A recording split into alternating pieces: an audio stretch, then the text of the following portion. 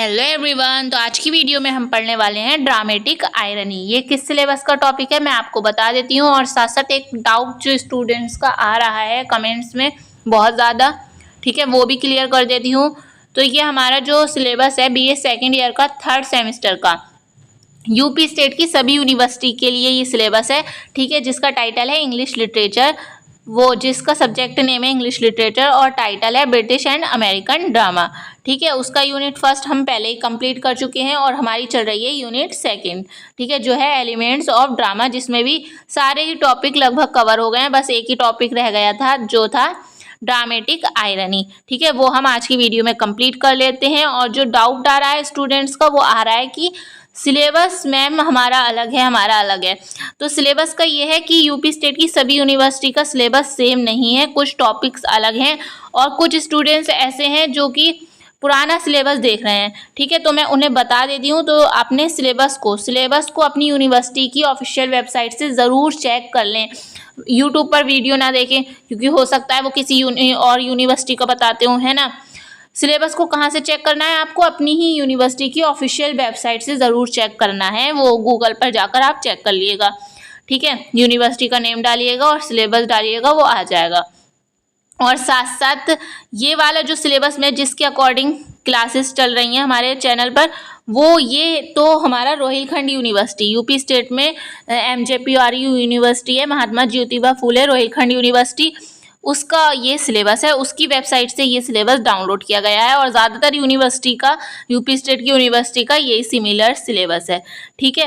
तो रोहिलखंड यूनिवर्सिटी वालों को चेक करना, स्टूडेंट्स जो हैं उनको चेक करने की ज़रूरत नहीं है, उनका सिलेबस यही है सारा। आप देख सकते हैं, स्क्रीनशॉट ले सकते हैं इसका सिलेबस का, ठीक है। पुराना ओल्ड सिलेबस को ना देखें, न्यू जो सिलेबस है उसी को देखें, ठीक है। तो ये सिलेबस है, स्क्रीनशॉट ले लें। साथ साथ अब चलते हैं टॉपिक पर, ठीक है।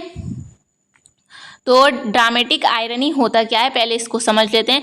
ड्रामेटिक आयरनी ऐसा होता है जो, जैसे कि आपने मूवी देखते हैं तो कुछ ऐसे सीन होते हैं जो आपको पता होता है कि हाँ ये हो गया है, पर जो हीरो है या कोई करेक्टर है उसको नहीं पता होता है, ठीक है। जैसे कि फॉर एग्जाम्पल किसी मूवी में किसी का मर्डर हो गया है, खून हो गया है, ठीक है, तो वो हमने सीन देखा है, हमें पता है कि इसका मर्डर किसने किया है, पर जो दूसरा करेक्टर है, दूसरा हीरो मान लो, उसे नहीं पता होता कि इसका मर्डर किसने किया है। तो एक सस्पेंस क्रिएट होता है कि जब हीरो को पता चलेगा तो क्या होगा, है ना, इस टाइप से। तो यही होता है आयरनी, ठीक है, यही होता है ड्रामेटिक आयरनी, है ना, कि ऐसी सिचुएशन होती है जो करेक्टर को नहीं पता होता है पर ऑडियंस को पता होता है।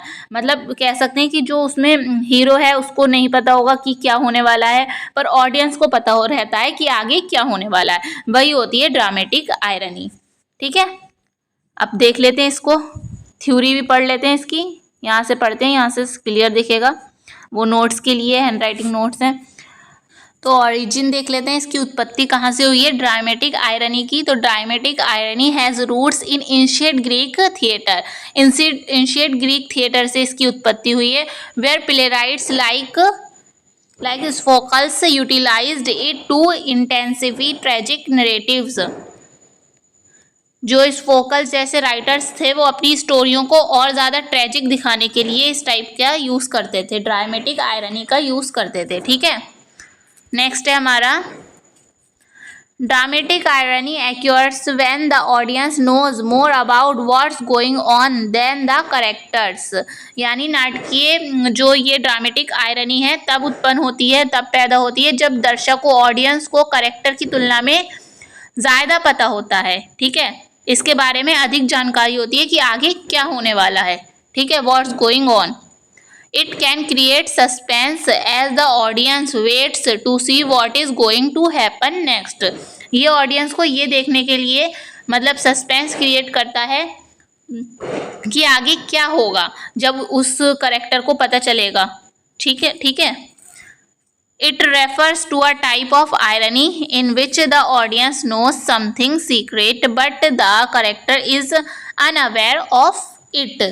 ये एक प्रकार की मतलब आयरनी है, विडंबना बोलते हैं आयरनी को हिंदी में, जो ये बताता है, ठीक है, जिसमें करेक्टर्स को कुछ रहस्य पता होता है, लेकिन पात्र जो मतलब ऑडियंस को कुछ सीक्रेट्स पता होते हैं, लेकिन जो करेक्टर है वो इस बारे में नहीं जानता, वो अनअवेयर है, इस बारे में अनजान है वो इस चीज़ के लिए, ठीक है। कुछ सीक्रेट्स होते हैं जो ऑडियंस को पता होते हैं पर करेक्टर को नहीं पता होते हैं, ठीक है। तो ये हमारा आयरनी है। आई होप आपको ये समझ में आया होगा कि आयरनी क्या होता है, ड्रामेटिक आयरनी क्या होता है। आयरनी तो वैसे 3 टाइप के होते हैं, verbal, situation irony, dramatic irony, ठीक है। तो इसमें आपके सिलेबस में सिर्फ ड्रामेटिक आयरनी दिया गया है, ठीक है। तो अब एग्जाम्पल देख लेते हैं। एग्जाम्पल तो बहुत ज़रूरी होता है, चाहे शॉर्ट क्वेश्चन हो, चाहे वेरी शॉर्ट क्वेश्चन हो, चाहे लॉन्ग क्वेश्चन हो, एग्जाम्पल बहुत ज़रूरी होता है लिखना, ठीक है। Example of dramatic irony. In the tragedy, tragedy आपको पता ही होगा क्या होता है, ठीक है, ड्रामा टाइप है एक, ठीक है। In the tragedy Oedipus racks the king is unaware that he has killed his father and he searches the murderer of his father.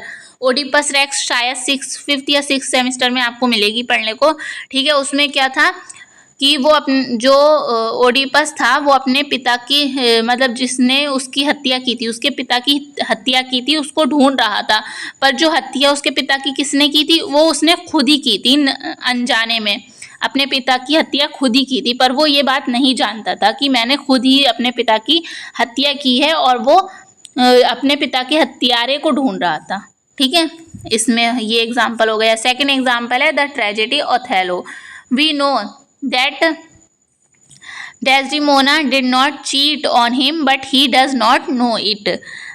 Othello में हम जानते हैं कि डेस्डिमोना जो थी वो धोखा नहीं दिया था उन्होंने, ठीक है, ने उसे धोखा नहीं दिया था, लेकिन वह ये नहीं जानता था, ठीक है। ओथेलो नहीं जानता था वो ये बात कि डेस्टिमोना ने वो ये समझता था कि मुझे धोखा दिया है, ठीक है। ये एग्जाम्पल जो है अगर आपने ये पढ़ा होगा, ठीक है, ट्रेजेडीज ये ड्रामा पढ़े होंगे तभी आपको समझ में आएंगे अच्छे से, वरना वैसे आप सिर्फ इसको समझ लीजिए कि ओडिपस रेक्स में उसने अपने पिता की हत्या की थी पर उससे ये बात नहीं पता थी, है ना। और इसमें डेस्टिमोना उसे धोखा नहीं दे रही थी, उसको ये बात नहीं पता थी, ठीक है। तो ये दोनों एग्जाम्पल हो गए। और अगर वेरी शॉर्ट क्वेश्चन आता है तो हम इसको शॉर्ट में ही लिखेंगे, ज़्यादा लॉन्ग नहीं लिखेंगे। क्वेश्चन इस टाइप से आ सकता है कि व्हाट इज़ ड्रामेटिक आयरनी, है ना, तो इतना लिख देंगे वेरी शॉर्ट में और एग्जाम्पल लिख देंगे 1 या 2, जितने भी टाइम के हिसाब से देख लीजिएगा, है ना। या फिर इतना लिखेंगे और ऑरिजिन लिख देंगे, अगर ऑरिजिन पूछा उत्पत्ति कहाँ से हुई है ना, क्वेश्चन के हिसाब से ही हम इसको कर सकते हैं। और एग्जाम्पल अगर शॉर्ट आता है तो पूरा ही लिखिएगा और एग्जाम्पल भी दोनों ही लिखिएगा तो ज़्यादा ठीक रहेगा, ठीक है। और जो सिलेबस वाला है वो आप ज़रूर सिलेबस अपनी यूनिवर्सिटी की ऑफिशियल वेबसाइट से ज़रूर चेक कर लें, ठीक है, क्योंकि अपडेट होता रहता है हर साल सिलेबस, 1-2 टॉपिक ऐड होते रहते हैं या चेंज होते रहते हैं ना, तो उसको ज़रूर देख लें। साथ साथ इसके नोट्स आपको मिल जाएंगे। लर्न विद ट्रूथ ग्रुप है हमारा Telegram group, BA 3rd semester PDF, ये दोनों ही ग्रुप हैं जिसका लिंक आपको डिस्क्रिप्शन में मिल जाएगा, या फिर आप सर्च भी कर सकते हैं टेलीग्राम पर जाकर, वहाँ पर आपको PDF मिल जाएगी, ठीक है। और साथ साथ जो बाकी क्लासेस हैं यूनिट 1st की और यूनिट 2nd की वो मिल जाएंगी हमारे चैनल पर जाइएगा। फिर यहाँ पर आप प्लेलिस्ट वाले सेशन में जाएंगे तो यहाँ पर आपको प्लेलिस्ट मिल जाएगी BA 3rd सेमेस्टर की इंग्लिश लिटरेचर की, वहाँ से आप सारी क्लासेस देख सकते हैं, ठीक है। तो अब मिलते हैं नेक्स्ट वीडियो में, और नेक्स्ट वीडियो में हम करेंगे अपना यूनिट 3rd स्टार्ट, ठीक है। तो वीडियो थोड़ी भी हेल्पफुल रही हो तो प्लीज़ वीडियो को शेयर ज़रूर कर दिएगा और लाइक भी कर दिएगा, ठीक है। Thank you for watching.